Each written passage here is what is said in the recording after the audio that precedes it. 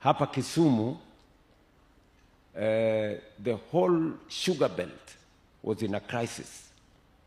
Nakumbuka gavana wa Kisumu aliniandikia taarifa mrefu, Kiingereza ngumu,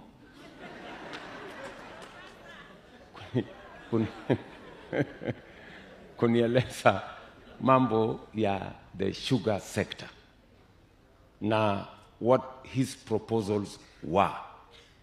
Today, standing in Kisumu, I can say without fear of any contradiction, we have turned around the sugar sector. Yes, the sugar mills that were in dire straits. Kampuni za miwa hapa haikuwa inalipa wakulima, wanangojea mpaka almost 1 year. Wafanyikazi hawajalipwa sijui karibu miaka ngapi.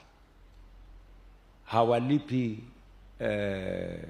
hawafanyi maintenance.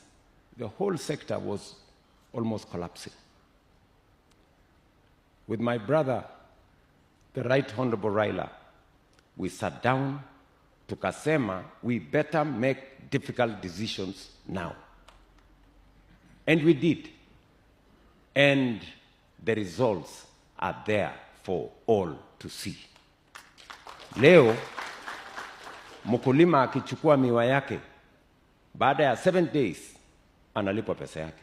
Ile walikuwa wanangojea mwaka moja, sasa ni 7 days.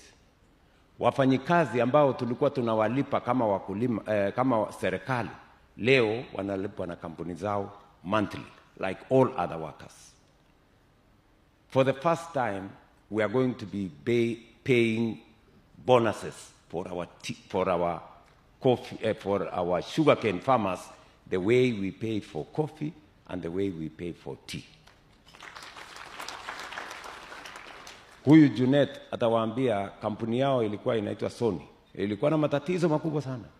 Today, Sony pays farmers every 7 days. And so is Chemelil, and so is Moroni, and so is Nzoia, and so is Miwani. So we are proud of the partnership between all of us as the people of Kenya on the transformation of agriculture.